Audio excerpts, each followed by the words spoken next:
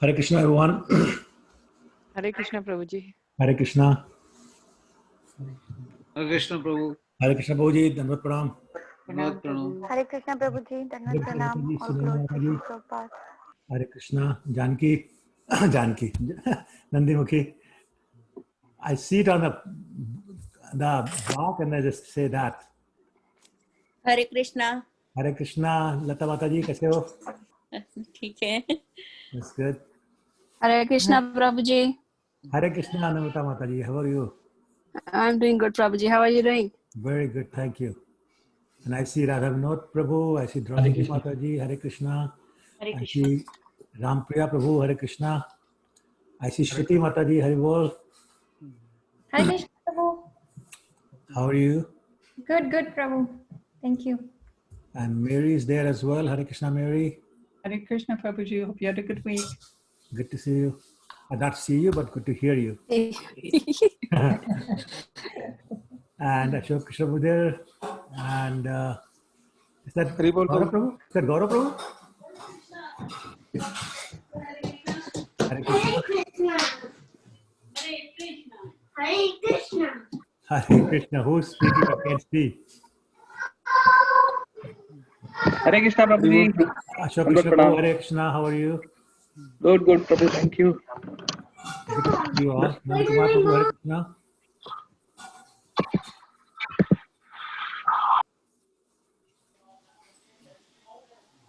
Hare Krishna, Prabhuji. Hare Krishna Mataji. Shalu Mataji, Hare Bol. Anji, Hare Krishna. Welcome. Hare Bol. Thank you. Yeah, sorry for the confusion. I'm glad you made it. Yeah, I was traveling also. I just came back a few days back from India. Yeah, that's great. Very good. Thank you so much for giving me opportunity to attend the class. Oh, thank you for coming, Mataji. Very welcome, and I'm honored that you're here. Okay, so I think it's 8:03. So we're going to start with our Pranami mantras. And so I'll put it on the screen. And if somebody wants to lead it, please feel free. Would anybody would like to volunteer? I'm going to put it on the screen. Yes, I can do it. Okay, Nandimukhi, Haribol, thank you.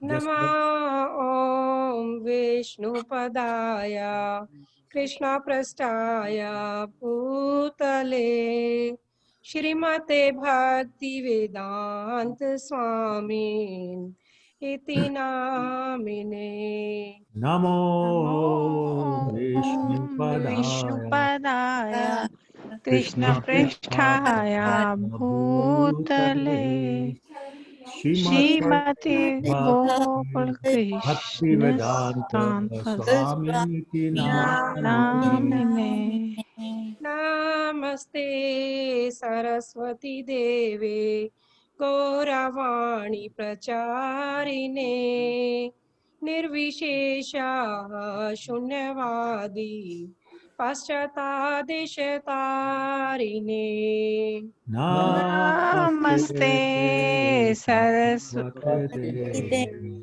Gauravani Pracharine Nirvishesha Shunyavadi Paschatya Deshatarine Jaya Shri Krishna Chaitanya Prabhu Nityananda Shri Advaita Gadadhar Shri Vasadi Gaur Bhakti Vrinda Jaya Shri Krishna Chaitanya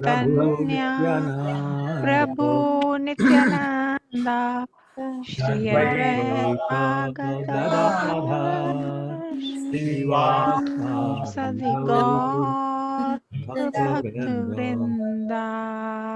Hare Krishna Krishna Krishna Hare Hare Hare Rama Rama Rama Hare Hare Hare Krishna Krishna Hare Krishna, Krishna Krishna, Hare Hare, Hare Ram, Hare Rama, Ram Hare Hare. वाञ्छा कल्पतरुभ्यश्च च कृपा सिन्धुभ्यश्च एव च पतितानां पावनेभ्यो वैष्णवेभ्यो नमो नमः. Thank you, Nandimukhi. Hare Krishna, Vikashri. Hare Krishna, everyone. Okay, so before we start for this week's items, does anybody have any question or comments from last 3 weeks or just last week? Any doubts in your mind or whatever? Yeah, just one question, Prabhu, I have. Go ahead, Prabhu. So last time we discussed on Govardhan Leela. So I just want to know, confirm, is Govardhan a Vishnu Tattva? That's why we worship. So Govardhan Hill is considered to be non-different from Krishna and therefore Vishnu Tattva. Okay. Do you know about how it appeared? Prabhuji, we know, but if you can repeat, that will be great. Sorry, yes, I didn't hear. I said we know the story, but we would like to hear again. Yes.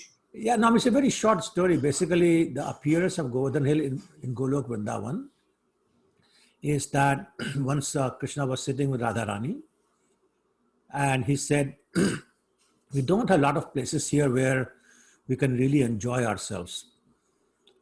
It's a place where we can have the trees, the flowers, the plants, the lakes, the caves, excuse me, etc.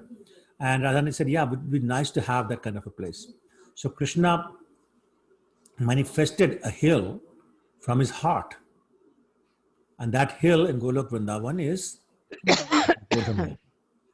And the literal meaning of Govardhan is a place where the cows feel nourished and their numbers increase. That's what literally it means. So it's a nice place for the cows to be, getting their grass and everything else. And it provided that. It provided the place for amorous pastimes for Radha and Krishna. And for a place for playing for the cowherd friends, boyfriends for Krishna. So hence, it's very important. And yes, it is not different from Krishna. Okay? Okay, Prabhu. Thank you, Prabhu. Sure. Any other questions or comments? Okay, so today what we will do is there are a number of pastimes that happened in this month of Kartik that we have not discussed. First is Bahulashtami, which is actually coming up, I think it's this Sunday. And it's Gopashtami. No, I'm sorry, I apologize. Bahulashtami happened last week. Gopashtami is coming up this Sunday. And Tulsi Vivah is coming this Sunday. And of course, Radhakund appears happened the same day as Bahulashtami, which was last week. So today we will discuss Bahulashtami, we'll discuss Gopashtami, and we'll discuss Radhakund appearance.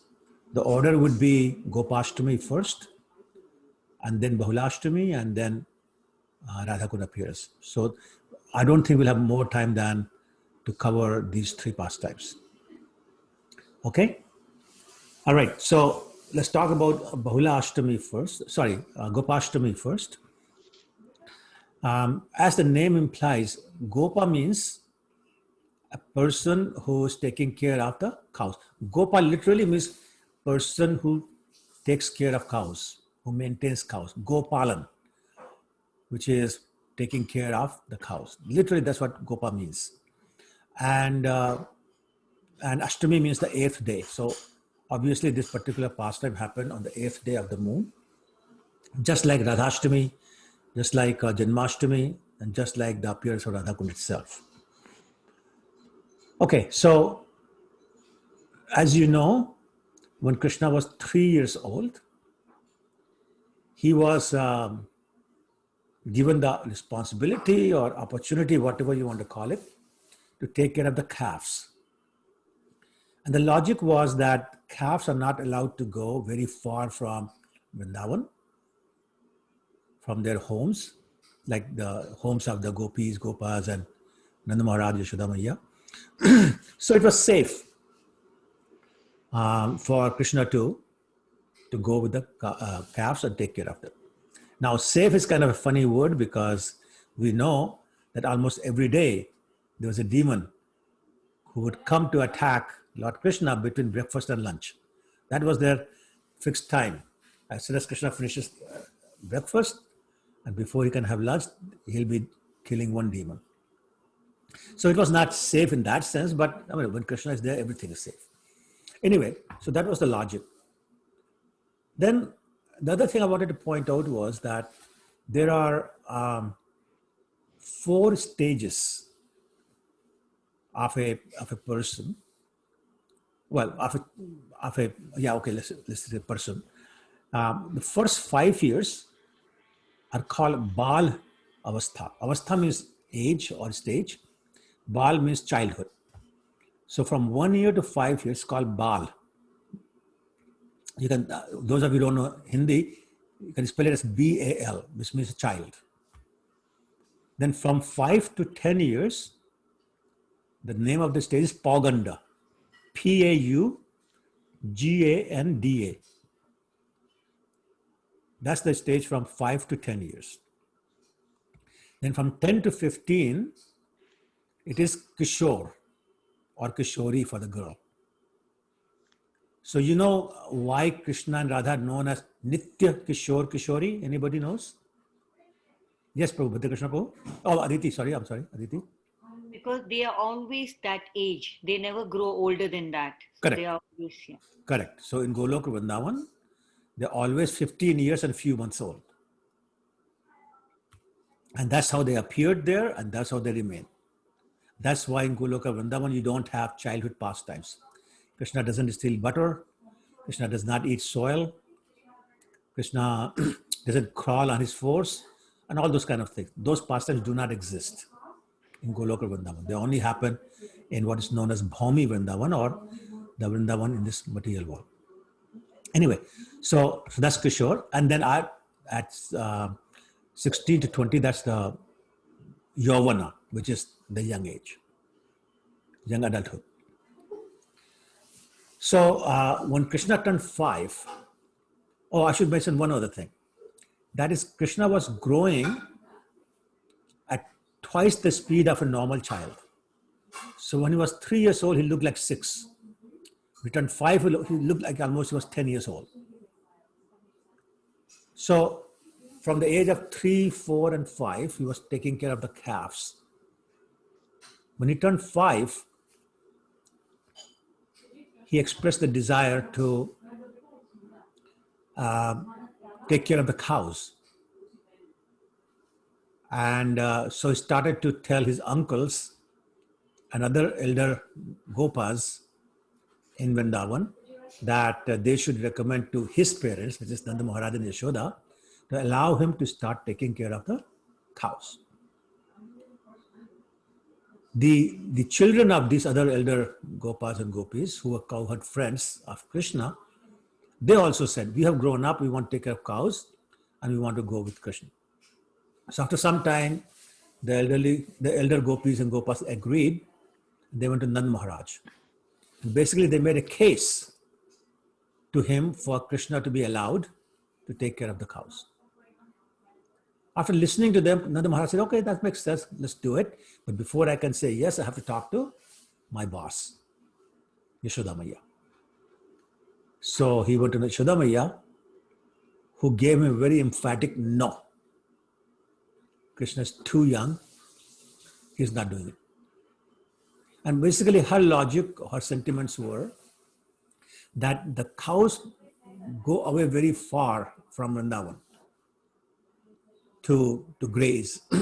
So Krishna will also go away very far. And then it's even less safe than it is in Vrindavan. Second logic was that if he goes that far, that means he would leave early in the morning.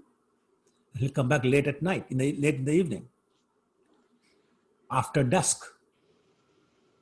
Dusk is also known as Godhuli Vela for Hindi, which means when the cows return, they create a lot of dust And so basically the sky gets covered by the dusk, and it's called the time for the cow dust to fly. That's Godhuli Bela.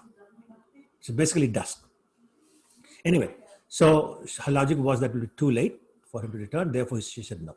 So Nanda Maharaj came back and said, oops, sorry, no go.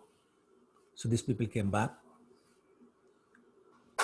and the information was relayed to everybody that the answer is no. So after some time, they went back to Nanda Maharaj and said, maybe it's time you should allow it. He said, I don't have a problem. Let me go and ask my boss again. So he went to Yashoda Maiya, who gave another very emphatic no. Like, don't come back to me again kind of no. And so Nanda Maharaj went back and told everybody it's a no. Well, when they heard that second or the third time, there was what you today call a non-cooperation movement that began. So the cowherd boys, the friends of Krishna, they said, we're not going to take care of the cows anymore because we don't want to go without Krishna. The cows said, we're not going to go to forest to graze if Krishna doesn't come with us. The calves who had kind of grown up, they said, we're not going anywhere without Krishna. So now there was a problem. So everybody went back to Yashoda Maiya and said, look, now we've got non-cooperation going on. So what to do? So this time she said, okay, fine, with some conditions. One of the conditions was that she would be able to go and visit Krishna anytime she wants, just for her own satisfaction. So anyway, so the permission was given. No, I'm sorry, I forgot something. After the third time when she said no, then there was a real business case made and presented to her. And the business case basically said that Krishna has now grown up enough to be able to do what we want him to do. Excuse me. And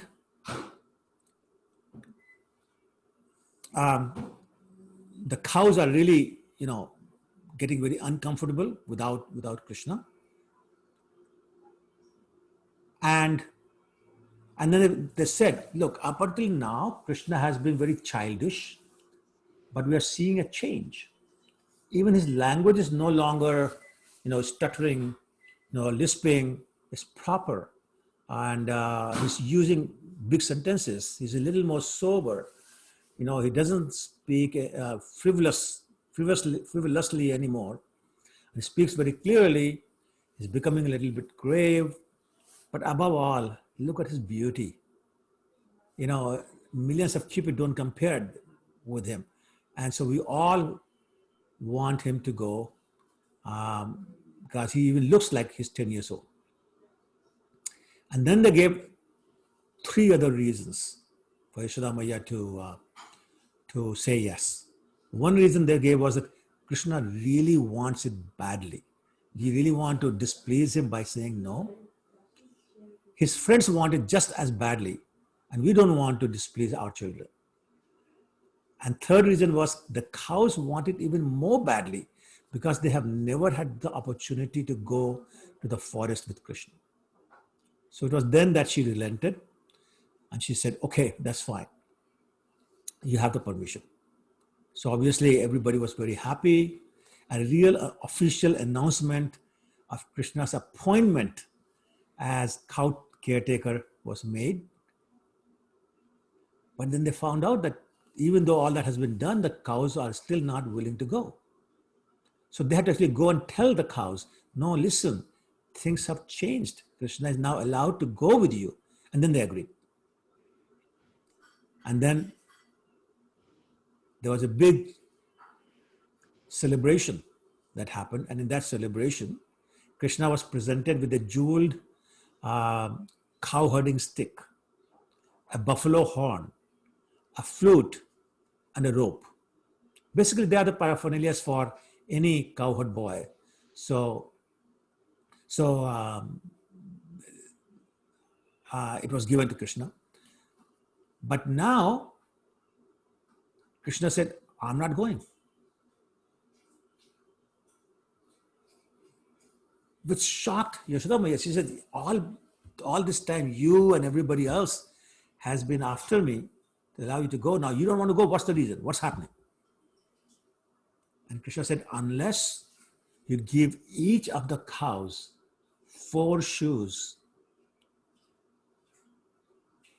I'm not going, because you're asking me to wear shoes when I go there. And Mother Yashoda said, and then Maharaj said, look, that's not practical. I mean, just us, we have 900,000 cows. If we count all the cows, there are more than a million cows here. We can't have 4,500,000 shoes. So it's not practical. We cannot do that. So now the cows understood the anxiety that Yashoda Maya was feeling. So what they did was they ran to all corners of all the forests nearby, and they crushed all stones into powder, and they crushed all the thorns into soft twigs. And whatever was left, not touched by the cows, they themselves turned either into soft twigs or into powder.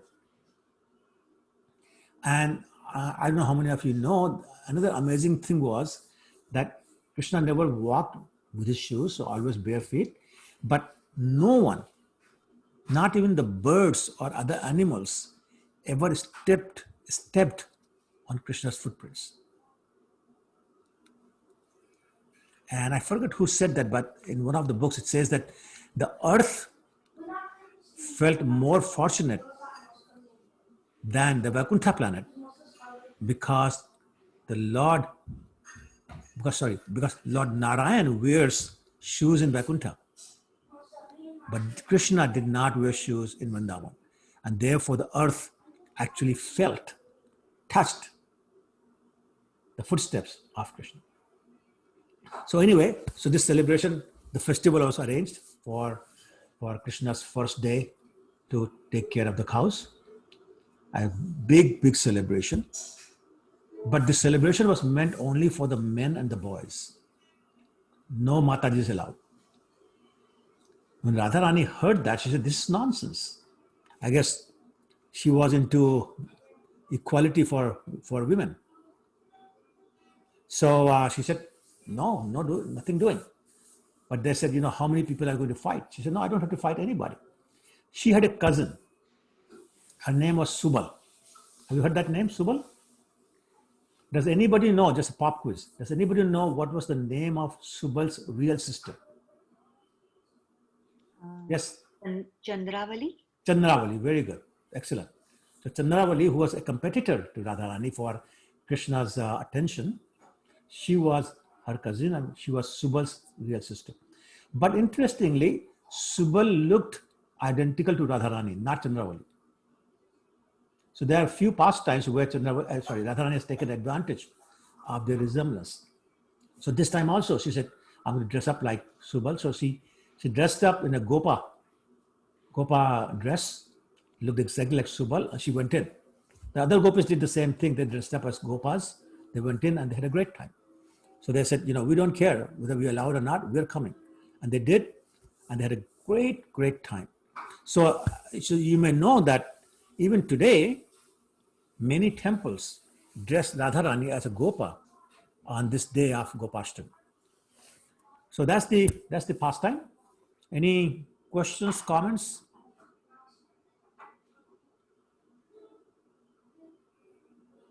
Okay, all right. Then we will move to Bahulashtami. Now, what I will say is that a lot of people, including some very senior devotees, they think Bahulashtami and Radhashtami are the same thing. They're not.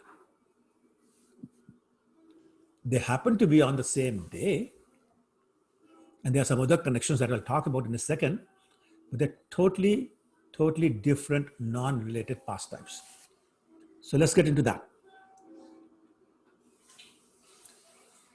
So this is the pastime where there's a cow by the name of Bahula. That's spelled, by the way, Bahula. In this past time, she takes shelter of Lord Krishna. And actually, even today in Vrindavan, on the bank of Krishna Kund, there are deities of Krishna, the cow Bahula, her calf, and a Brahmana, and a tiger.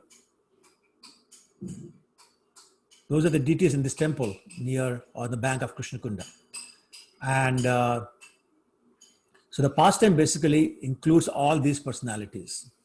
And what happened was that once this cow by the name of Bahula, who had a calf, and she was owned by an old Brahmin.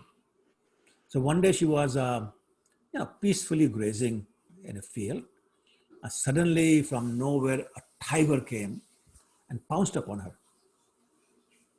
And he was ready to eat her. Well, the cow understood that her end is near, but she said, I'm going to die now anyway, so let me just try something. And very sincerely, she requested the tiger to allow her to return home to her calf, feed it, bid it farewell, and then she promised to come back, at which time the tiger could eat her. Tiger thought about this and then he agreed. He agreed to let her go to her calf and just waited for her return. So the cow went to home. She saw her master, that Brahmin, and she went to her calf and fed him. But she looked very sad. So they both asked her, what is the problem? What's happening? So before she was not willing to, but finally she told them what had happened, and that now she was going to go back to the tiger so he could eat her. Well, when they heard the story from Bahula, the cow, both the Brahmin and the calf volunteered to go in her place. Brahmin said, look, I'm a very old man. I won't live much longer anyway. So let me go. I don't have any relatives. I don't have any children. I don't have a wife. I'm by myself. So who will mourn my death? So let me go. You have a little calf to take care of. Who will take care of your calf if you die? So please let me go. You stay here. At which point the calf spoke up and said, no, I cannot allow you to do that. You've been my master. You've been so kind to me. I cannot allow you to go. I will go. The tiger will enjoy my tender flesh. So he'll be even more happy, or happier to be more precise. And then there was a big argument between the three. Bahula simply declined. She said, yes, it's a very selfless offer you're making, but I cannot accept that. I'll go alone. So in the end, all three went. The cow, the calf, and the Brahmin. They all went. And went to the tiger, and each one of them offered themselves to the tiger. Take me, no take me, no take me. And this kind of a fight, competition, whatever you want to call this, going on.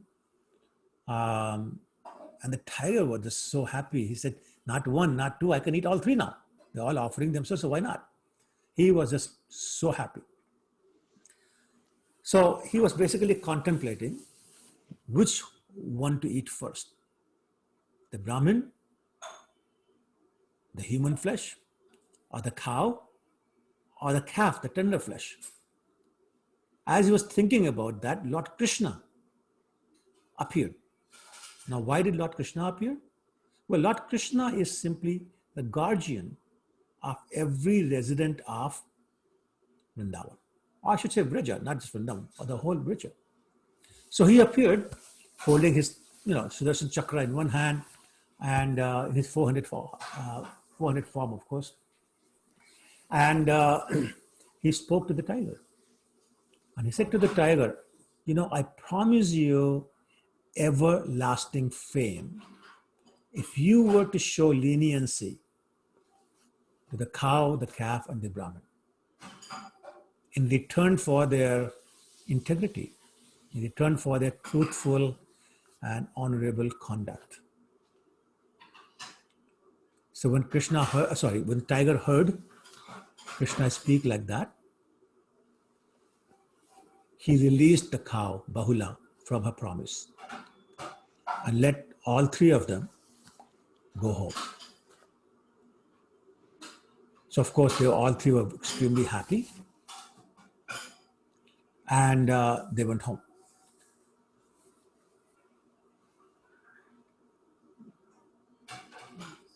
And they were feeling really, really blessed by Lord Krishna for his merciful intervention and for being spared, or their life being spared. But Krishna was so pleased with Bahula's truthfulness and integrity that he actually named that forest after her.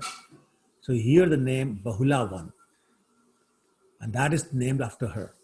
It's one of the 12 forests.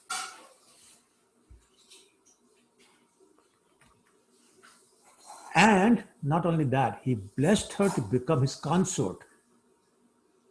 So in her next birth, this cow, Bahula, became one of Krishna's wives. And then he named this day after her. So therefore, this day is now known as Bahulashtami.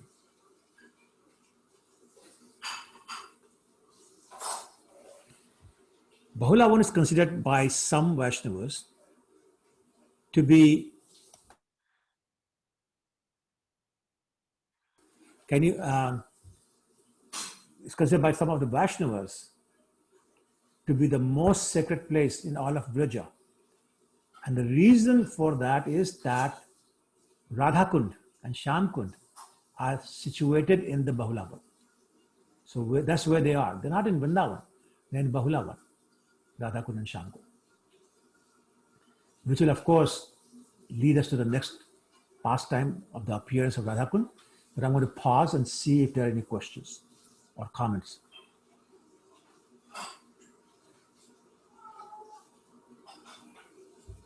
No? Does the quiet means enjoying so much, or means I don't even know what to say? Yeah. May I ask a question? I'm sorry, Lalita, I can't hear you. Are you able to hear me now? Now, yes. Okay. So I was under the impression the appearance day of Radhakund and Shyamakund is celebrated as Bahula Ashtami. Sorry, I couldn't hear the last part. You're in the impression what? That the appearance day of Radhakund and Shyamkund is celebrated as Bahula Ashtami so far. But now I came to know the other story of actually the Bahula cow, and I didn't know about this story. I heard a little bit of it, but I couldn't relate it to Bahula Ashtami. Thank you so much for that.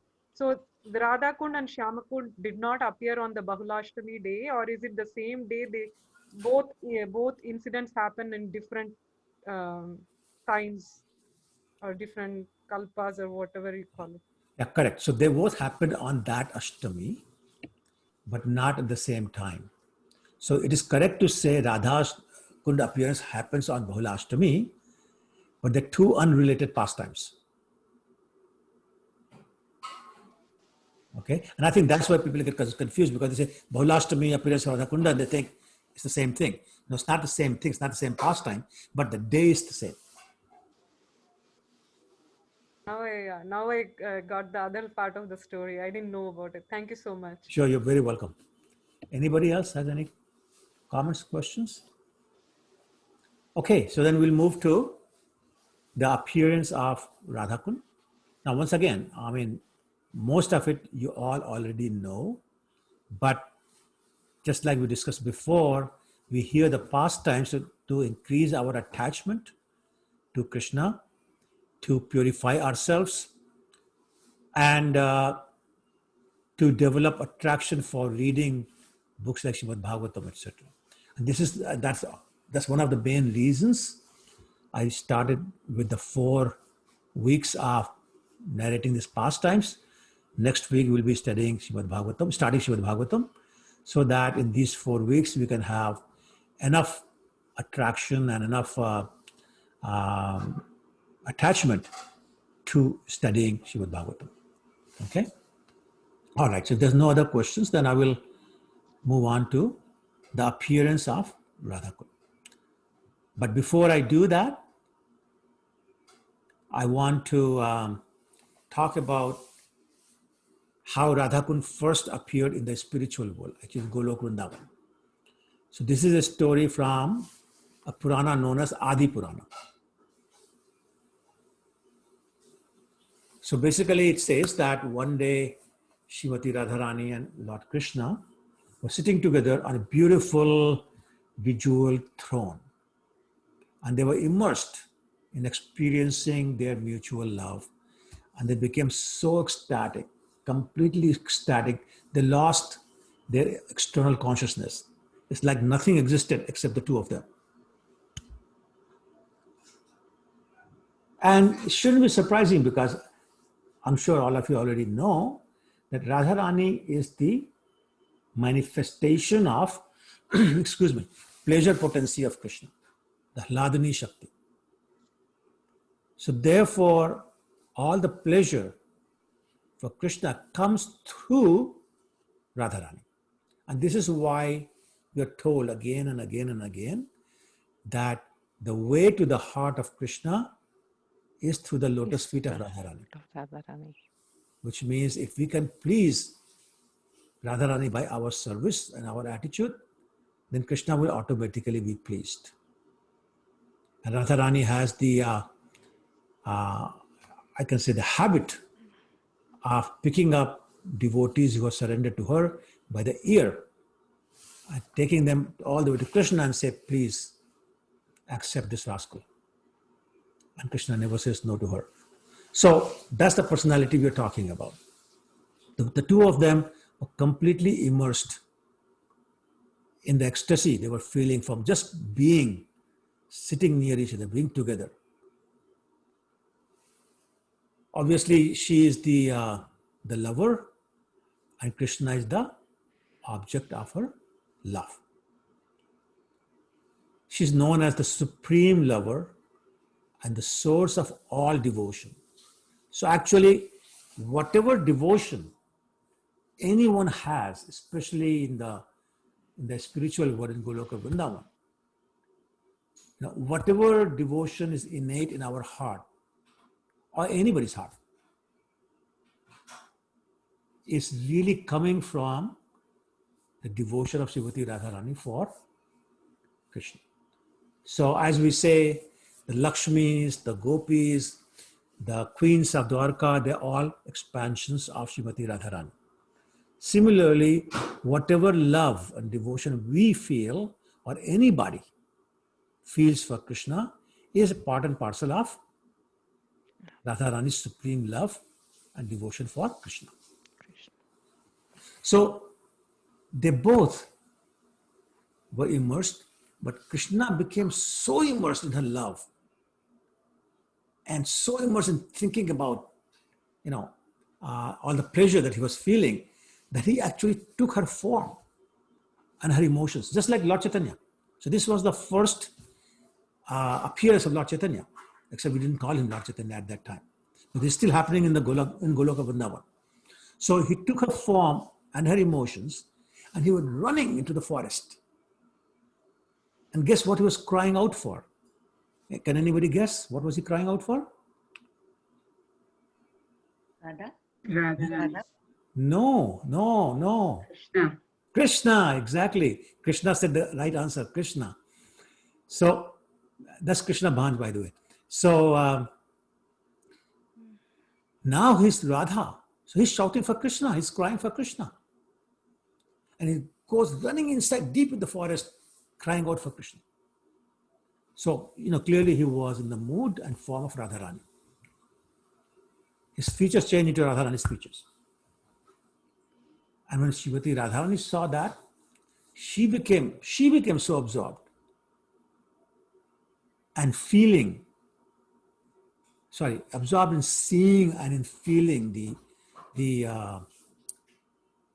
the love that Krishna was feeling for her, that she assumed the form and the mood of who? Whose mood and form did she assume?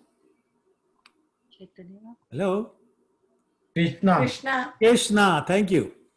So now Radharani assumed the mood and emotions and form of Krishna.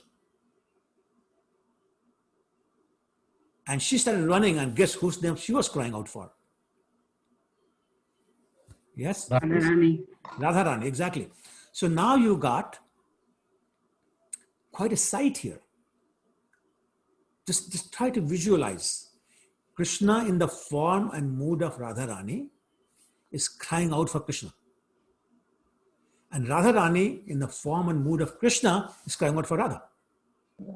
And they're both crying. And they're crying in separation from each other. Krishna has gone so far away, she can't see him. And he's gone so far away, now he can't see her. So now the real mood of separation started. They're really crying their eyes out. So the gopis saw that, and they were kind of bewildered, like, what's going on? What's happening here? What to make of this?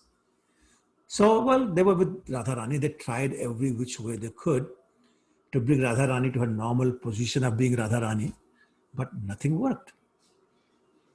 So then they went into the forest, started searching for Krishna, and finally they found Krishna. But they saw Krishna in the form of Srimati Radharani. And crying his heart out for Krishna. So they tried everything they could to get his attention, but he just kept crying. Krishna, Krishna, Krishna. Krishna is crying out Krishna's name. So, the gopis, especially Lalita, they resorted to rebuking Krishna. And they said, how can you be here like this when your beloved Radha is drowning in an ocean of separation from you? Well, so that got his attention.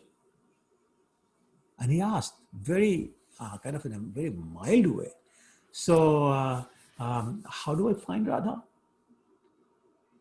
In response, they taught Krishna a mantra which glorified Srimati Radharani. So he started chanting that mantra. And right away, Radharani appeared in front of him. But she was still in the form of Krishna, while he was still in the form of Radharani. So you got Radha and Krishna sitting together as Krishna and Radha. So they sat down together, they were looking at each other, and they started crying again. But after some time, Krishna apologized to Radharani for causing her so much pain. And then he observed, he said, Radha, just look, your tears have formed a lake. You've cried so much. So I'm going to call this lake Radhakund. And he said, look here. He pointed to a slightly further away place and said, and I fill a lake from my tears. And I'm going to call that Shamkund. So that was the first appearance of Radhakund and Shamkund in Goloka Vrindavan. And both the kundas are eternally existing in Goloka Vrindavan. Just like here, they are also the expression of supreme love that Radha and Krishna have for each other. And even in the spiritual world, in Goloka Vrindavan, those two kundas, Radha Kund and Sham Kunda, are the most favorite bathing place of Radha and Krishna. Actually, so favorite, and this is what I mentioned before, that when Krishna mentioned to Radharani that I'm going to appear in the material world and I want you to come with me, she said, only way I go there is that Radha Kund and Sham Kund must also manifest. By the way, there was one or two other things Radharani has put as condition. Does anybody know what the other conditions were? She wanted Govardhan Hill. Yes. And their friends. She said, all these people and Govardhan Hill has to be there along with Radhakund Shamkund. Otherwise, I'm not going. You go alone. And of course, he wasn't going to do that. So all these things appeared. And also she said that I want to see you first when I appear on the... Yes, very good. Yes, that was her other condition, that I want to be able to see you as the first person in the material world. So you know the pastime about that. Yes, thank you, Mother. Okay, so let's then talk about the appearance of Radhakund and Shamkund in the material world. I hesitate to say material world because it's really not material world there, but just to distinguish from Goloka Vrindavan, I'm calling it material world. Okay, so but the story starts a little bit earlier than the actual appearance of Radhakund and Shamkund.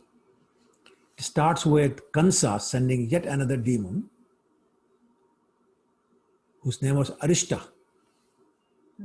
And they were very good friends. Actually, they used to be enemies. So there's a long story about that. But then they became very good friends. And so when Kansa was all upset because everybody was getting killed, Arishtasur volunteered to take care of Kansa's problem. And in the form of a bull, he appeared. It is described that he was so big that his tail was getting past the clouds. And he was so heavy that when he walked on earth, the craters made with every step. And the earth actually trembled when he ran on it. So he came to Vrindavan and he started terrorizing anyone and everyone. Now there's a side story, but I'm hesitating a little bit because I'm not sure if it happened with Arishtasur, it was some other demon, but let's just assume it was Arishtasur. So I can tell the story. And the story is that, remember he had a friend by the name of Madhumangal? Yes, no? So one day, and you know that he was very fond of laddus. So one day he said to Krishna, you know, everybody loves you so much, they give you whatever you want. And I don't get enough laddus in my life. This is after eating hundreds a day. I don't get enough. So Krishna said, well, what do you want? He said, well, I think your secret, why people love you so much, is your dress. So allow me to wear your dress. Give me your yellow dhoti, your yellow chadar, your crown and the peacock feather and all those kind of things. And I'll dress up like you, then everybody would love me. And they'll give me as much laddu as I want. So we said, okay, fine. So they exchanged their dresses. And Madhumangal started wandering around the lanes of Vrindavan, dressed as Krishna. Now this was the same day Arishtasur showed up. Arishtasur had never seen Krishna. So he asked Kamsa, well, how would I know who is Krishna? Well, they're all children. And Kamsa described the dress that Krishna wears. So all Arishtasur knew was that a boy who wears a crown with peacock feather on the top, yellow clothes, and that's all I'm looking for. And he happened to see Madhumangal. So he started chasing him. When Madhumangal saw that it was being chased, I mean, he was afraid of his life, so he ran to Krishna. And Arishtasur caught up with him and with his mouth gave him a big push. So Madhumangal, basically leapt in the air, I don't know how many feet, and landed near Krishna and said to Krishna, take your dress back. I don't want it ever again. This is the result of wearing your dress. I don't want to ever have it again. So anyway, so that was the introduction for Arishtasur. So when Krishna heard all this noise, he was with a friend of his. He said, let's find out what's going on. So they went and they saw Arishtasur. And at the same time, Arishtasur saw Krishna. So now visualize the situation. Maybe half a kilometer away is Arishtasur, but he's like a mountain. You can see him for miles away. And there is Krishna standing there, and he's got his friend with him, and he's got his arms on the shoulders of his friend. And his Tribhangi form standing there, very casually chit-chatting away. Well, Ishtasur sees that and he says, okay, time to hurt these guys. In the meantime, Krishna yells at him, what is this nonsense? You're terrorizing these little children. If you have any guts, come fight with me. Well, that was real insult for Ishtasur. So he charged. And as I was explaining, he was making these big craters from his hoof, and the earth was trembling. There was literally smoke coming out of his nostrils, and the tail was just disturbing all the clouds. And he ran towards Krishna, and Krishna didn't even move. He stood there casually, and his friend didn't move either. He said, I'm with Krishna. I don't have to worry about Ishtasur or any asura. So they both stood there very casually with Krishna's arm. You see Krishna Balaram temple, Krishna and Balaram, how Lord Balaram has arm over the shoulder of Krishna. That's how they were standing. Very casual, just pleased with themselves, which upset Ishtasur even more. He came charging at them. And as soon as he came to Krishna, he grabbed his horns and swung him in the air and threw him back. I don't know how many feet, I forget, described this with Bhagavatam, but I forget, like very long distance. And so he landed on his horns, one of them broke, was bleeding, and he fainted. Then he came to his senses again. Now he was even more angry, so he came running. And same thing, Krishna got hold of his other horn, and this time he didn't just swing him, he started,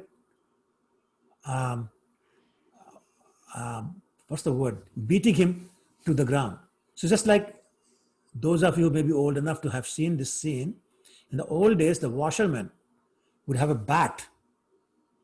They'll go to a river bank, they'll wash the clothes, and they'll beat the cloth with the bat. Or sometimes they'll take the cloth itself and go like this and hit it on the ground to make it clean. So that's what Krishna started doing with Ishtasur. Just imagine somebody that size, Krishna little, I don't know, 6 years old or something like that, doing that to Ishtasur. He was doing that to really completely destroy the pride of Ishtasur. And then he kicked him and he picked him up again and threw him down to the ground, and picked him and threw him down to the ground, and he was beating him with his fists, with his legs. Finally, he gave up his life. And Krishna went, okay, done. And he said, time to have some fun. So he saw, short distance away, Radharani and her friends were sitting there. He said, I need some fun, I need some rest and relaxation, and I need somebody to praise me. So who best but Radharani to go to? So he goes there. Now something interesting happened. As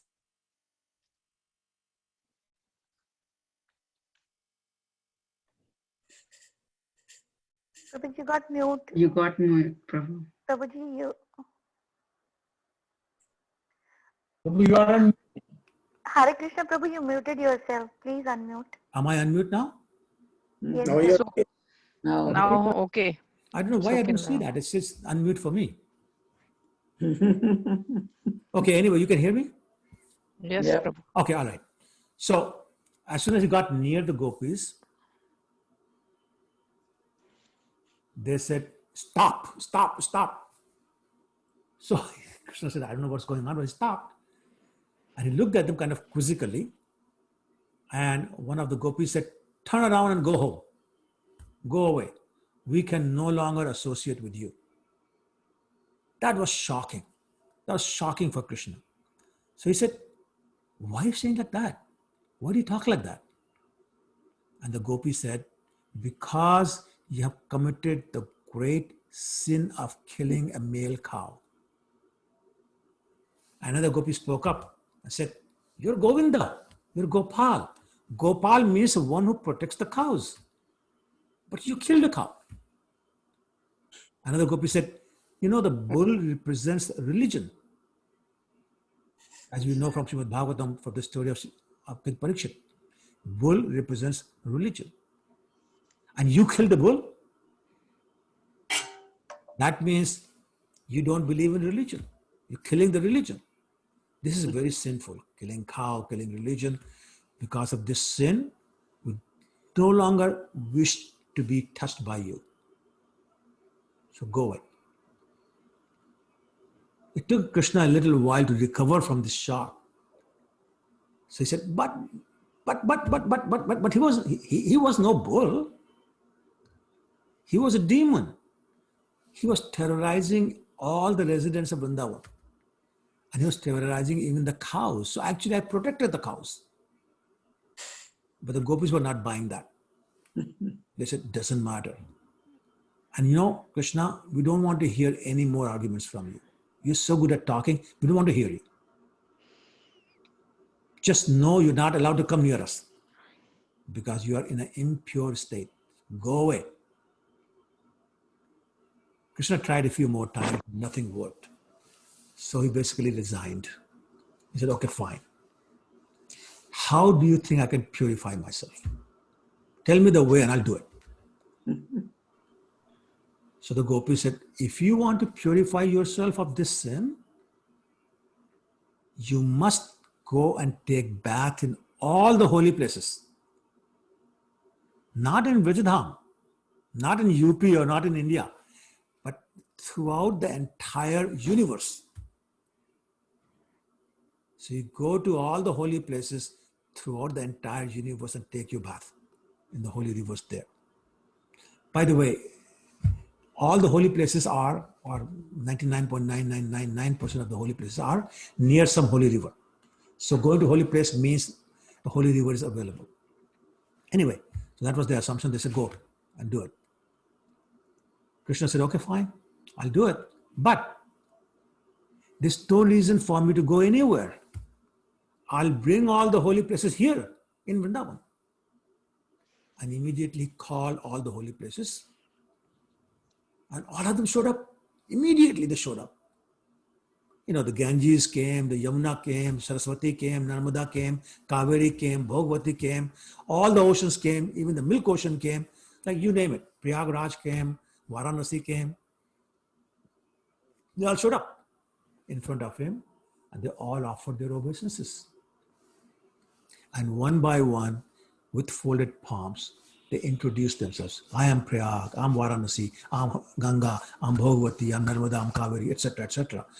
And they offered to perform any service he desired. How may we serve you, Lord Krishna? So Krishna was pleased. So he dug a hole with the heel of his left foot, which is a pretty big hole he made with the heel of his left foot. And then he instructed all of them to fill that hole with their holy waters. So immediately all those personalities became manifested as water and they filled his kund in no time. And then Krishna took his bath in the kund. And after taking bath, he immediately went to the gopis and said, now I'm completely purified. You agree? I bathe in every holy place within the entire universe. And the gopis smiled and they said, yeah, now you're fine. You can come and sit with us. But now Krishna said, And he was smiling in a very naughty smile. He said, no, I will not sit with you. And they said, huh? He said, yeah, I will not sit with you because now you are contaminated. What do you mean we are contaminated? What did we do? And they said, you're contaminated by the sin of siding with the demon, Aristasura. So they were surprised and shocked and they were making faces. But Krishna said, no, you're contaminated. Now you have to purify yourself. And then he said, you know me, I'm magnanimous. If you wish to purify yourself, I will allow you to bathe in my kund. So here it is. Go and take bath in my kund. But the gopis were not having any of that. They said, no. We will not bathe in your kund. Krishna said, why? What do you mean? And they said, your kund is infected by the sin of killing a cow because you bathe there. So we're not going to your Kund. But we'll agree with you that we should bathe. Because we have been associating with you who's contaminated. However, we'll make our own Kund. And then what happened? Radharani and the gopis, they broke their bracelets, the chudis, and they started digging a big, beautiful kunda in the ground. So when they were finished, Krishna said, well, okay, fine, you have a hole now. But you have no water. If you want, I'll tell all these rivers to fill your kunda also. And the gopis said, we don't want any favors from you. We don't want your water. We'll bring our own. So hundreds of thousands of gopis, they made a line that went all the way from from Shamkund to Manasi Ganga. Now, if you've been to Vrindavan, do you have any idea how far that is? Not far away. Not far away. Not far, actually very far. No. It's like somewhere around like 3-4 kilometers. Yeah. Yeah, That's far when you're walking, when you're carrying a bucket of water, right? So they are lined up, hundreds of thousands of them, shoulder to shoulder, and they start bringing buckets of water. Basically, one pick up the water from the Manasi Ganga, handing to the next person, who hands to the next person. And this way, all the way back to where Radhakund was. And they start filling it like that. Well, Krishna was watching, and he said, not only is it going to take very long time to fill this kund, but more than that, I can't tolerate seeing these gopis working so hard in this way. So he knew they won't listen to him. So he requested all the holy places who were still standing there as persons to approach Radharani. So all those personalities became one person, like the representative, and he went in front of Radharani with folded palms, and he said, before he said anything, he offered a lot of beautiful prayers to her lotus feet. Things like, Radharani, Shrimati Radharani, you are the supreme, most worshipable of all personalities. Actually, Lord Krishna is always subordinate to your love. Brahma, Shiva, Shukadev, and all the other great gods and pure devotees, they're eager to become the servant of you. We beg you to please be kind upon us and grant us the benediction that we may serve you. And Radharani said, okay, fine. What benediction do you want? And they said, please allow us to fill your kund with our waters. And she said, fine. If that is your desire, go ahead. As soon as she said that, the water from Shamkund crashed to the boundary between Shamkund and Radhakund and entered into Radhakund. Actually, that breach still exists. So those of you who have gone to Radhakund, Shamkund may have seen that. Has anybody seen it? Raise your hand. Yes. So 1, 2, 3, 4, okay, 5, okay, 6. All right. So this is not made up.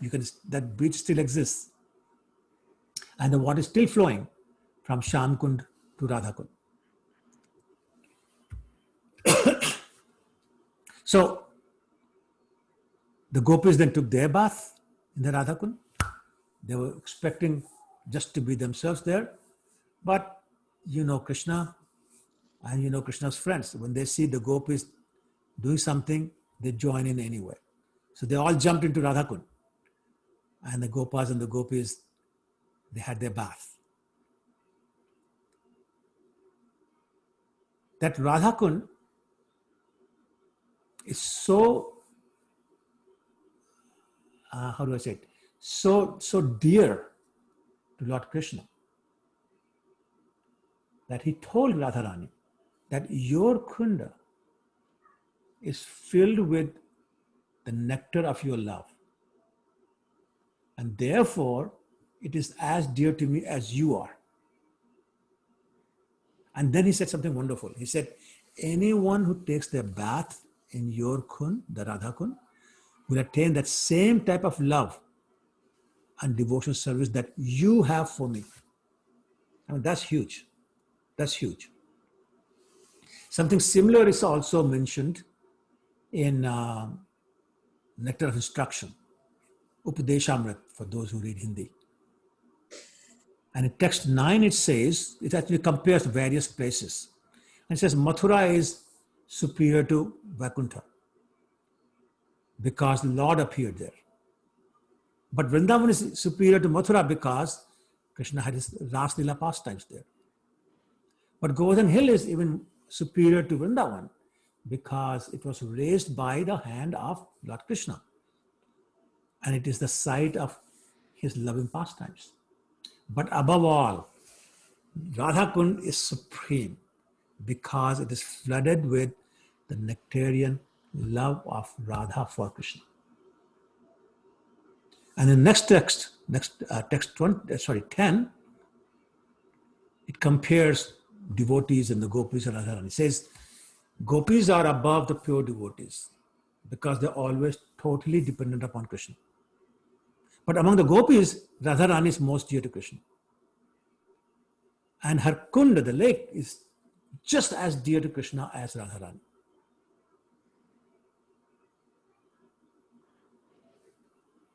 And it says again, those who execute devotional service on the banks of Radhakunda are the most fortunate people in the universe.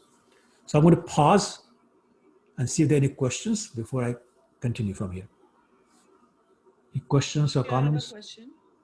I'm sorry? Prabhuji, I have a question. Yeah, go ahead. Nitya, go ahead. Are we allowed to bathe in Radha Kund? Like when we go to Vrindavan, I mean, it's said that you should not actually go and bathe there. So are we allowed to do that? So I was expecting that question actually. So because it's a very valid question.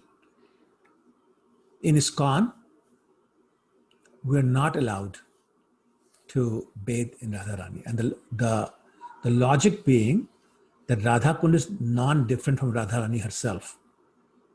Just like Govardhan Hill is non-different from Krishna, Radha Kund is non-different from Radharani. Just like we're not allowed to step on Govardhan Hill, we're not allowed to bathe in Radha Kund. Now, having said that, millions of people do anyway. But we're not allowed to do that. Some of us say that on Bahulashtami, the day of appearance of Radha Kund, you can, but I can speak for my guru, whom I asked this question very specifically, and he said, not even on Bahulashtami.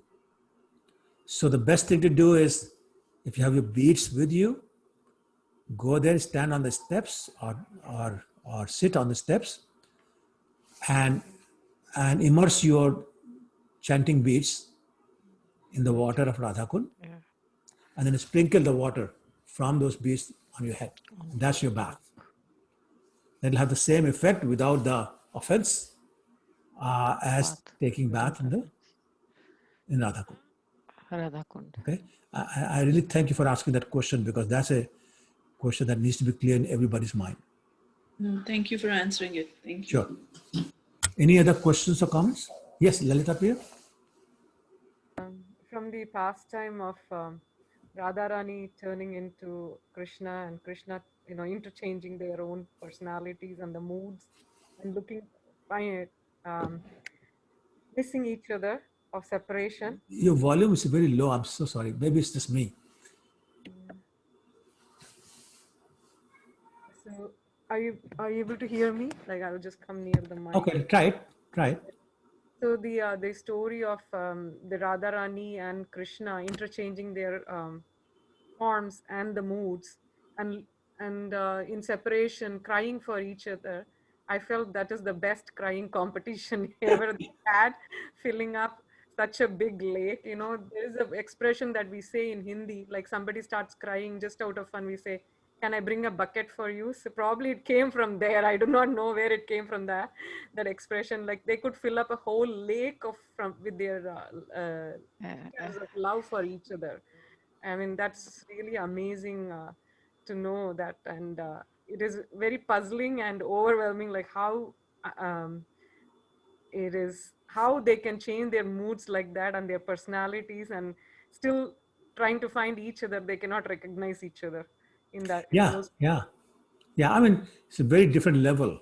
But I'll tell you one thing, that the amount of tears that come out are directly proportional to the love you feel in your heart. Like we have the example of Lord Chaitanya crying like torrents of rain. It's described. It's described that, and not just the tears, but it's described that Mother Yashoda has so much milk coming from her that as she ran to move the pot of milk from the stove, her entire blouse, sari was wet. Not only that, the path she was walking on was muddy because of her milk. So much coming out. And when and when Krishna was drinking it, there's so much coming out that he could not hold it all. Like the person who can drink Niagara Falls, no problem. Now he couldn't hold the milk coming from her. So yeah, it's directly proportional to love. Problem these days is we don't have that love in our heart. So the tears are either artificial or a few drops come out. That's why they say crocodile tears, I guess. Crocodile tears, yeah, exactly right. In the movies, they put glycerine in your eyes. Right? So yeah, I mean, it's the lack of love. Thank you so much. Sure, no worries. Okay, so, any other comments or questions before I move? Okay, so, and then basically, after Krishna and Radharani left up their pastimes, Radhakund and Shyamkund were still there. But after some time, both the Radhakund and Shyamkund became, unmanifest, lost to the vision of ordinary people. Until the great grandson of Krishna, whose name was Vajranath, who became the king of Mathura, and he started establishing the various places of Leela of Krishna in Vrajadham. And he found where Radhakund and Shyamkund were, and he excavated it and restarted this thing. But then he left, and literally 4,000 plus years went by before Lord Chaitanya came. So in that intervening time, the two kundas disappeared again. So when Lord Chaitanya went to Vrindavan, part of his mission was to establish all the holy places, the Leela places in Vrindavan, so that people from all over the world would come and cultivate their Krishna consciousness.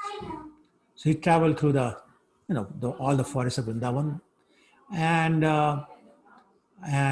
performed the parikrama of the Govardhan Hill, all the time searching for Radhakund Shyamkund. And he would ask everybody he met, have you seen Radhakund Shyamkund? Do you know where it is?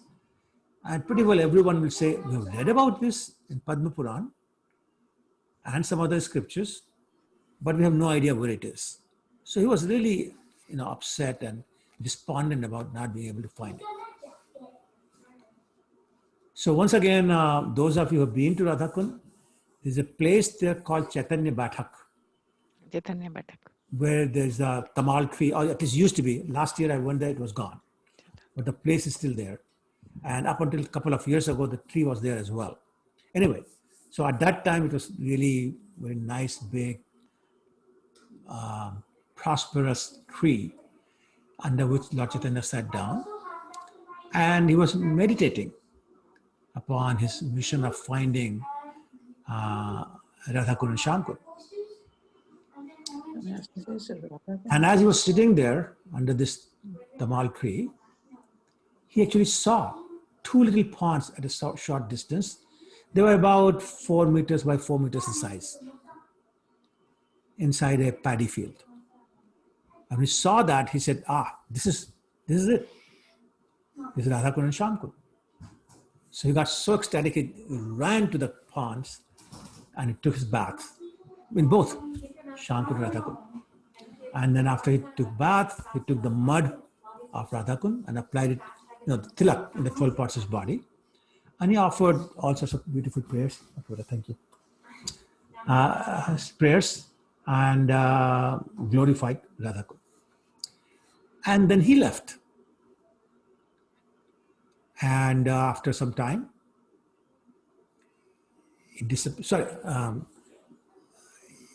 after some time, the 6 Goswamis came to Vrindavan, and they had been given the task of revealing the various places of pastimes of Krishna in Vrindavan. So they were doing that. So one day, Raghunath Das Goswami was sitting near where these 2 kunds are, 4 meters by 4 meters in size, and he noticed something that disturbed him a lot. What he noticed was that not only were people bathing in this kunsa, but they were also washing their clothes. They were washing their children. They were washing their animals. That really disturbed him. So he started meditating upon how he could, make it a little more secure and a little bit bigger so people would respect it more. And by Krishna's mercy, a merchant came who offered him lots of money so he could do the excavation and expansion of Radhakund Shyamkund. It is mentioned that when he was doing that and excavating to make it deeper, there was a spot from where milk was coming out. And it is said that that was the milk from Milk Ocean, the Kshirsagar, actually. And that happened again about, I'm not sure, maybe 30, maybe 40 years ago. I was talking to one of the devotees who actually takes care of the kuti of Krishnadas Kaviraj. And he told me that, when the excavation was going on, a lot of people saw that spot where the milk was coming from. And a person, he collected some of that milk in a bottle. And next day, he found that the milk had turned to yogurt. So he said, it's proven that that the milk was actually coming out in Radhakund. Again, emphasizing the point of the sacred nature of Radhakund. So yes, we are all encouraged to visit Radhakund and Shyamkund. And actually, there are lots of places in the Puranas which emphasize the importance of living in Radhakund.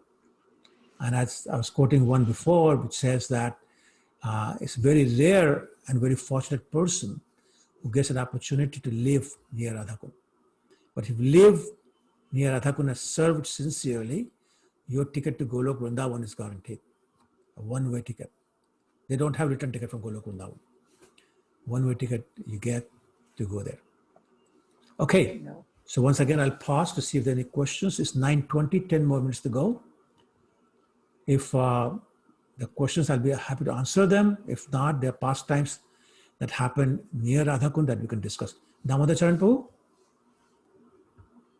So what's the prayashchit if someone has bathed in Radhakund? Well, the prayashchit basically is like any other offense. Chant more, apologize to Radharani, serve the devotees. So essentially, all the prayashchit, the atonements, involve serving other devotees. So serve the holy name, serve their lordships, serve their devotees, and it'll get taken care of. Especially if you did this when you didn't know. Yeah. If you knew and you challenged it anyway, that's different. Yeah. But if you did it, or anybody, I'm saying, did it not knowing, and now they realize, then that's the atonement. And it works. It works every time. Okay. Thank you. Any other question or comment? Ditya Tipta, yeah? Prabhuji, You know, I mean, as we all, like personally, we think that, you know, when we'll get a little older, we can go live at Vrindavan. And that's what we always plan. But again, it's in Krishna's hand where what works. But I've heard from some people that, you know, if you commit any offense there, because we're still material people and we commit any offense, it's not good. So you should not actually be living there, and instead just, you know, live somewhere else and do your bhakti, do your devotional service. I don't know how, I mean, we should do it or not, I don't know. Yeah, so it's a very valid question. If you do it, then you have to do it very carefully and avoid offenses at all costs. So it does require some discipline. That's why we cannot do it superfluously or take it lightly. This is serious. And so unless you think you can live without committing these offenses, don't live there. It's like some people make Vrindavan their residence and do all sorts of offenses. That's silly. Don't do that. That's why a lot of times you'll hear devotees say, just go there for a short time and get out before you had an opportunity to offend Krishna or Radha or devotees of Radha and Krishna. But if the offense is not intentional, like, you know, you're just doing what and you don't know certain things, like, you know, like bathing in Radha Kund and all those. So unintentionally, if you do it, like now we know, obviously, no, not to bathe in Radha Kund, but still unintentionally, if you do something, still, is it the same thing or is it any lighter? Well, I'll ask you my favorite question. Okay. If a child puts his hand on the fire, a stove, hot stove, not knowing it's hot and it'll burn him, does it burn him or not? Of course it does. Okay. It's the same effect. If a person goes to a judge and says, my dear judge, I didn't know the rules, would he forgive him? Maybe a little bit of leniency. Maybe, but the crime is still there. So if it is really done innocently, maybe it's less serious than if it's done intentionally and knowingly. Okay. But there's some punishment there. And the only way to get out of that is, as I was saying, chanting, serving the devotees, and serving Radha Krishna. Okay. Right? But most of us are not ready to live there. We may be ready enough to visit, but then when we visit, we have to be extremely careful. And again, I guess without Radharani's permission, you cannot even go there. It has happened so many times with us, like when we go there and you just maybe go there for a little bit, you're not able to find that much time to stay there for that long. I guess that's all Radharani's, you know, if we get the permission or not. I'm a very firm believer of that because it has happened with me.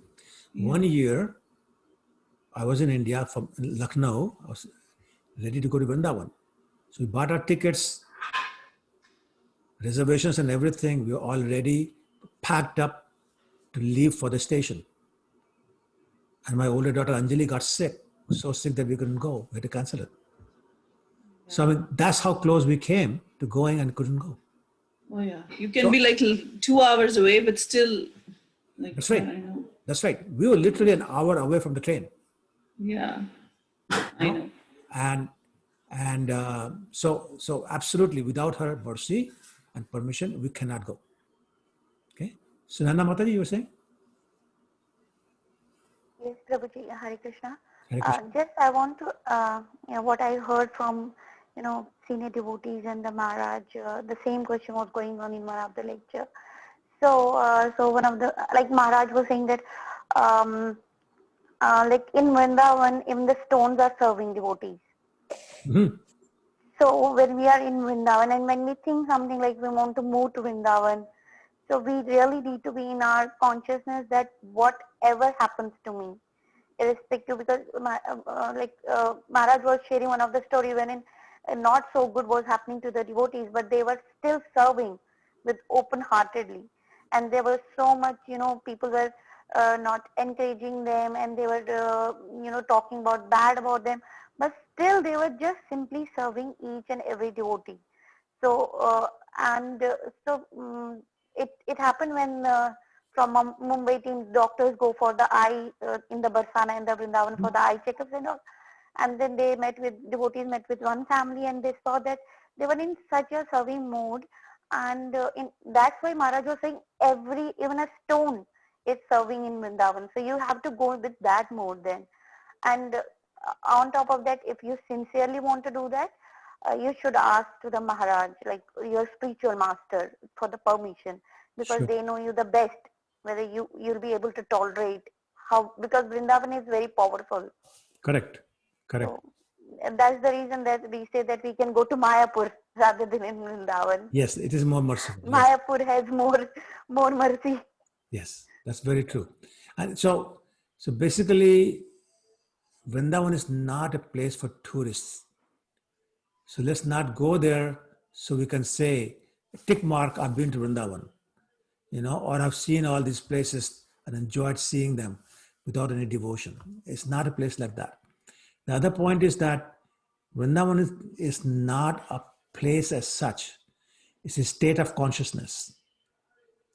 So Vrindavan consciousness is that for everyone, the whole life runs around Krishna. He's in the center of everyone's life. Don't do anything that does not please Krishna. Do only things that will please Krishna. Always worry about what Krishna wants.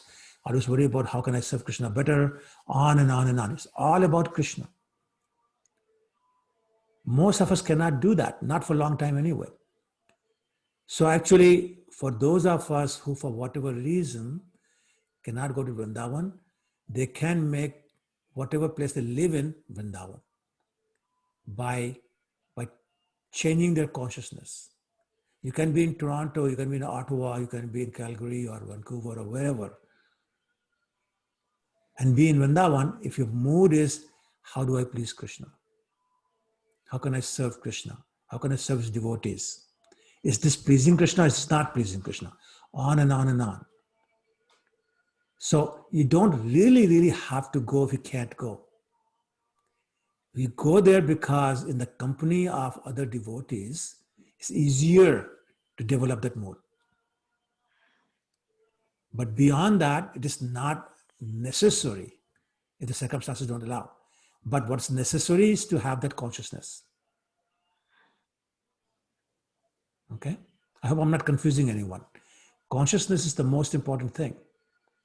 That's why Srila Prabhupada did not call ISKCON International Society for Chanting, International Society for Reading, International Society for Kirtan, International Society for Prasadam.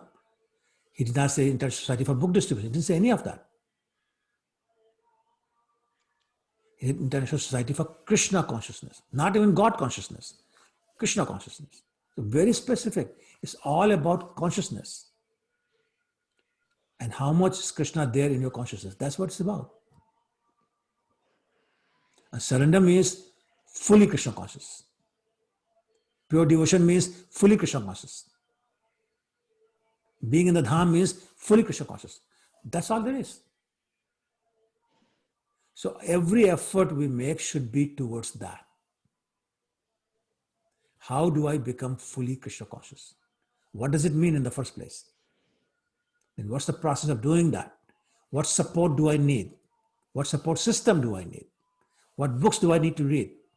Whose instructions do I need to follow? What activities do I need to do? What do I need to give up? What do I need to accept? All that is the process for becoming Krishna conscious. And that's where our focus should be. In a sense, the COVID days are a real benediction for us. We can really make our choice to be fully Krishna conscious these days because there are very few outside distractions anymore. So unless you're sitting in front of TV, there are hardly any distractions. So it's really a lot easier to be Krishna conscious in the times of COVID than any other time in history. That is different that some of us may not take advantage of that. I know people who watch TV or read books all day long. Or they're on the phone talking about something mundane with each other. So it's our choice, but we can make that choice because we have the opportunity to become fully Krishna conscious. And if we can go home, not go home, we're already home. We can go to bed tonight thinking about this point. How can we become more Krishna conscious when we have the least amount of outside distractions? Then I think this whole thing would have been worthwhile. And maybe there will be a change in us. All of us, not just, I'm not looking at one person. I'm looking at me, I'm looking at everybody else. We can all become a little more Krishna conscious. And this is a perfect opportunity to do that. Okay, enough preaching for me. Thank you so much, Prabhuji. It was beautifully explained. Thank you, Mataji. Thank you. Thank you, Prabhu. Thank you, These Nitya. pastimes are from which book? Like, are they from like? Sorry, what was the question again? Some of these pastimes are not mentioned in Bhagavatam, right? So where are they from? Yes, so in Skanda Puran, Padma Puran, Adi Puran. So, I mean, next week we'll talk about how the Puranas, which were written before Srimad Bhagavatam, glorify Srimad Bhagavatam and talk about the past of Srimad Bhagavatam. So it's very interesting how that happens. It's mind-boggling in a way, but it happens. It has happened. Right? So, yes, Lalita Priya? I was reading about Vrinda Devi's pastimes, and it's very.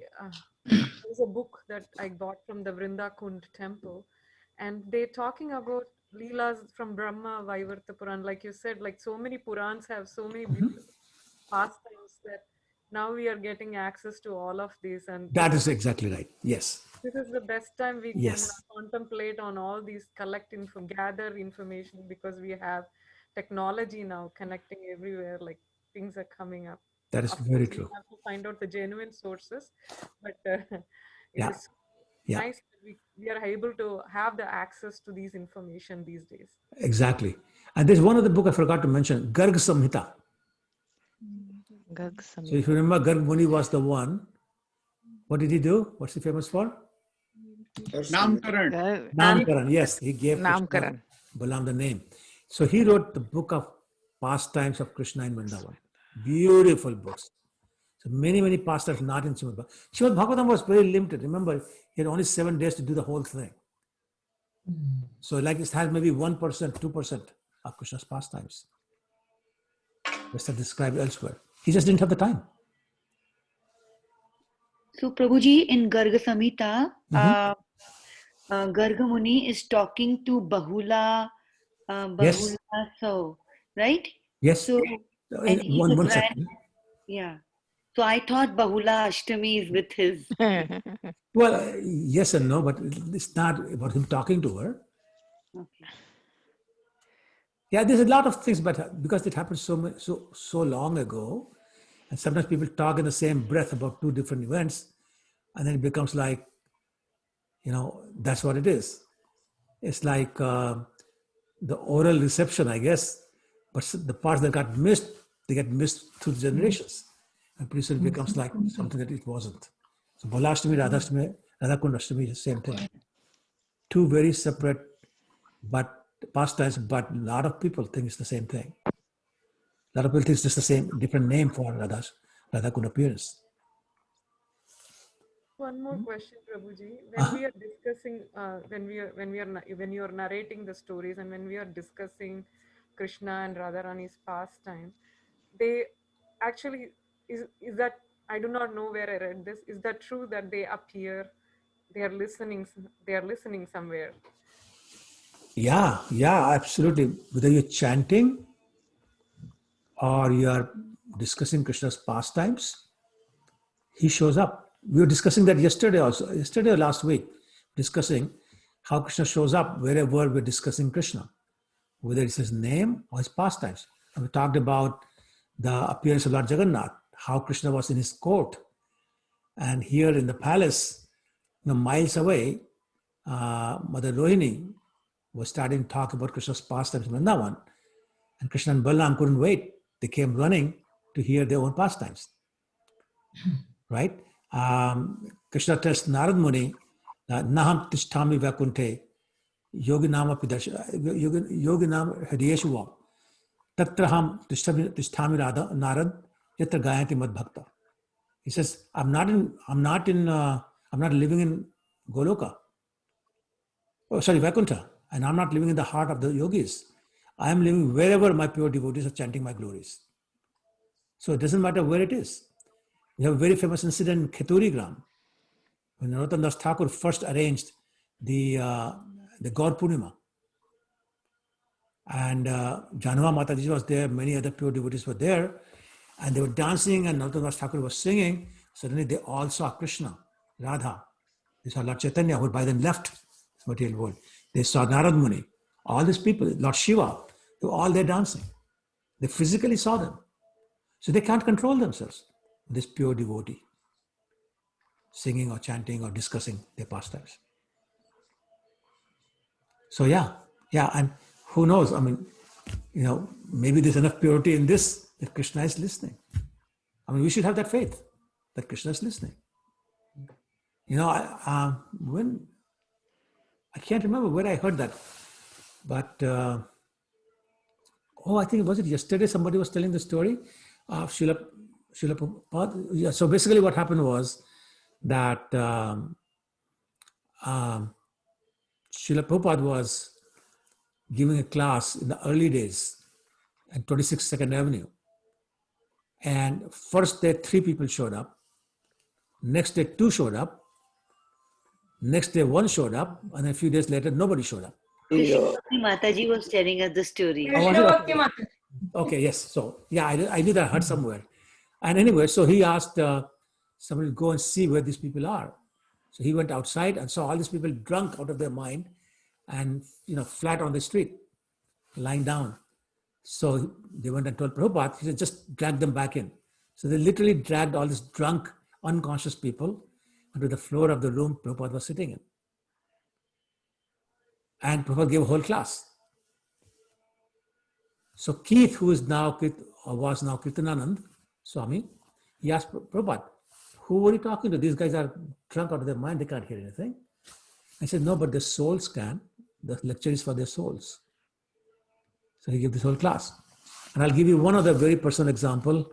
When I started giving Bhagavatam class in Toronto in 96, first day, there were 7 people. Next Sunday, there may be 5. Next Sunday, 3. Next Sunday, 0. Nobody showed up. I guess I was that good that time. But I gave the class anyway. So somebody felt sorry for me, came sat down. So it's one-on-one, I gave the whole class. And about 6 months later, my Guru Maharaj came, His Holiness Gopal Krishna Maharaj. He came to Toronto. And I told him, Maharaj, this is crazy. Like I prepare, I spend 3-4 hours for every class. And I go there, there's nobody there. And he looked at me kind of angry. He said, what do you mean nobody there? I said, well, there was nobody there. He said, no, wrong. There's Prabhupada listening there. Yes. Gaurnitai was there. Radha Krishna was there. Jagannath, Baladev, Subhadra, Sudarshan Prabhu, they were there. Who else do you want? And I said, yes, you're right. We don't discuss this for us. We discuss this for the pleasure of Krishna. And that's the mood that we should have. Again, that's the Dham mood. It's all about Krishna. It's all for his pleasure. So let's have that mood. I'm listening to please Krishna. I'm narrating to please Krishna. I'm chanting to please Krishna. And then you can't go wrong. You are in Vrindavan every day of your life. I have, can I say something? Of course, Rampepu, go ahead. So basically, in village right now, my entire family is they left Mumbai and they came to a native place, Shamraji. So in the village house, my cousin even brought his dog. And I really don't like dogs coming inside the house, right?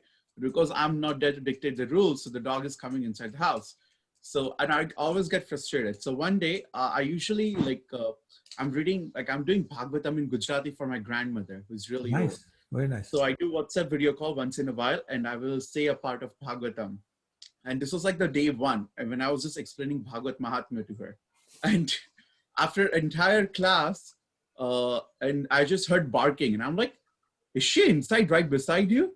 And my grandmother is like, yeah, you started Bhagavatam. She came and sat inside.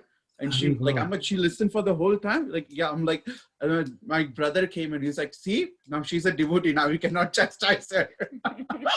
Very nice. So I was laughing. No, but that's true that she probably is a devotee. For whatever reason, she got a dog's body, but that level of interest, that's very good. Okay, any other questions or comments? Okay, if not, then we'll see you, whoever wishes to join us, next week, Thursday. And we'll start with the glories of Srimad Bhagavatam, and we'll take it from there. So thank you once again. Very well. Thank you so much. Thank you. Hare Krishna. Thank you. Hare Krishna. Hare Krishna. Thank you. Prabhu, thank you. Thank you so much. Thank you, Mataji. Thank you so much. Thank you so Oh, much. thank you. Okay, Hare Krishna. Hare Krishna. Thank Hare you, Krishna. Hare Krishna. Hare Krishna.